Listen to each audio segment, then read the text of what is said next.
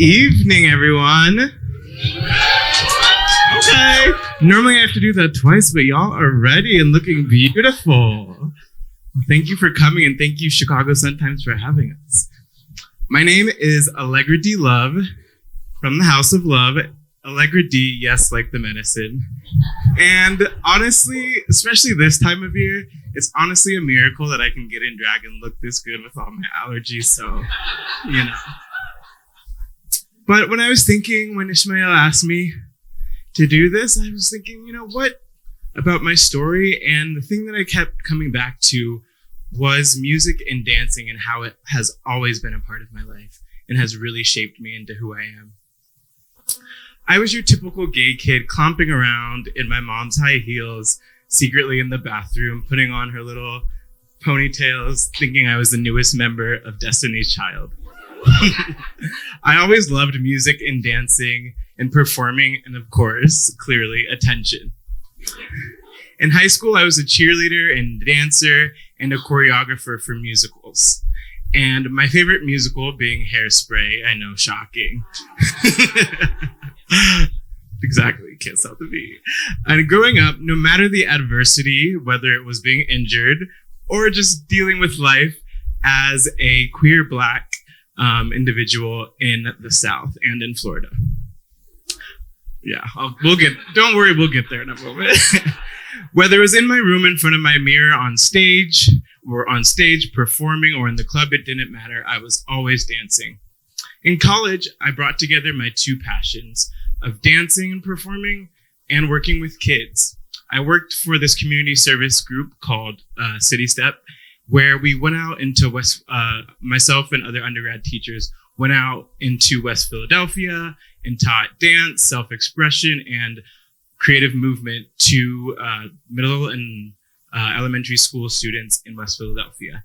And it was there that I found my niche of using my dancing and performing and creative expression to really help kids, connect to each other, connect to music. And I really found my voice through that group. I went to college in Philadelphia, but I grew up in Orlando, Florida. I grew up in a decently religious household. I say decently because we went to church like 2 to 3 out of 4 Sundays. So, not all the time. I came out in my second year of college to my parents, and it went pretty well. I have a super supportive mom that's been awesome, but at the time, it was only all right with my dad. He was a Central American immigrant who went to the Naval Academy and was a Marine. So not like me at all. And since he has turned the corner and been super supportive as well. But at the time, it was a little touch and go. I was still figuring out who I was in my identity in my junior year of college.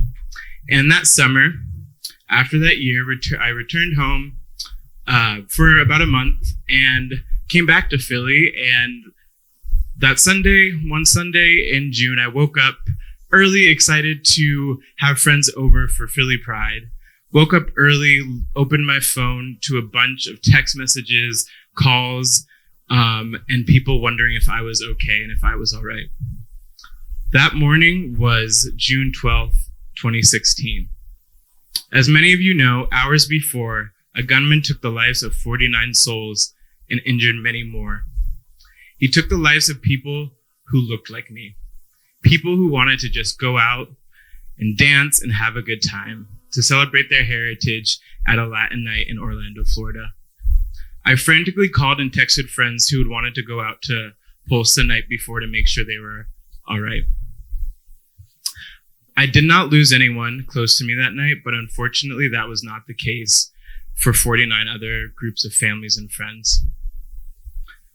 For those 49 angels, they were taken from us in cold blood because of someone with a lot of hate in their heart. Yes, that day scared me a lot since it hit so very close to home. And for a little bit, I was scared to be out in the bars and clubs in Philadelphia and in Orlando, worried that someone with hate in their heart could do the same and take away my loved ones and hurt my community. I remember watching speeches from the survivors saying that we can't let this stop us from living our lives, from having pride, from living out loud and proud. to never stop dancing. That really resonated with me because I had just begun to live my life more authentically. And if these survivors could go through everything they went through and still be out loud and proud and not be scared, then I felt like that was my duty as well.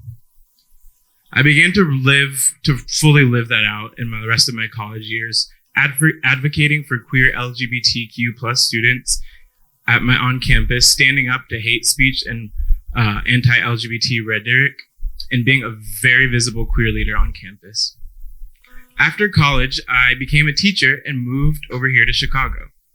I originally wanted to teach Spanish to high school or middle school students, but the universe had very different plans, and I became a early childhood teacher here in Chicago, teaching mainly pre-K. I was able to help shape the minds and hearts of my kiddos. I made sure my classroom was a loving, inclusive space where everyone felt very included, where everyone felt celebrated, where every child could explore what they wanted to. There was no such thing as only for boys or only for girls or a girls line or boys line in my classroom. Kids learned how to be respectful and kind to others, even if they were different from them. They were taught you can be friends with anyone no matter what you look like, who your parents were, where you lived. They learned to love one another and for themselves.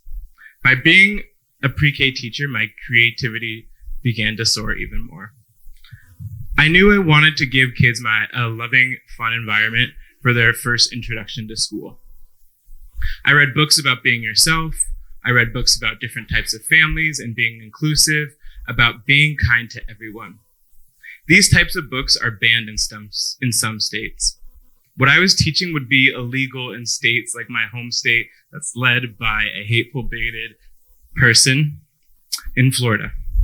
It would be illegal to read these books about kindness, about inclusion. I started drag as a teacher as well. Teacher by day, drag queen by night. Teaching is not easy, especially today.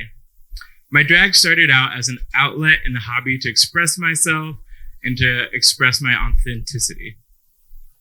My drag in a lot of ways is an extension of my teacher's persona, being confident, creating a fun environment, an inclusive environment, and of course, being out loud and a proud Black queer individual that I am today.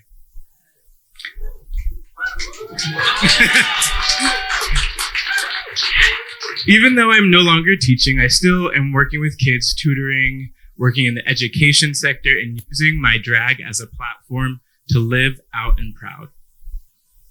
Unfortunately, as Ismail was talking about earlier, living out and proud and not backing down has become even more critical over the past year.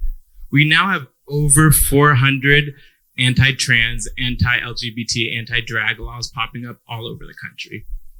It's more important than ever to use your voice, one as an ally, but also a member of the community, and platform to advocate for the LGBT community. Fighting back against ignorance, hate, and discrimination and targeted evil, especially against our trans siblings. It's also important to show queer joy, something that we don't talk about as much.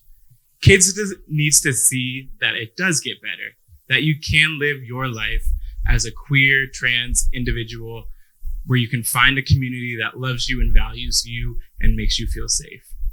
Queer joy, especially queer Black joy, is resistance. It's powerful. In the face of all this ridiculous, hateful, bigoted rhetoric, we as a community can never back down, never stop living out and proud, and of course, we should never stop dancing. Thank you.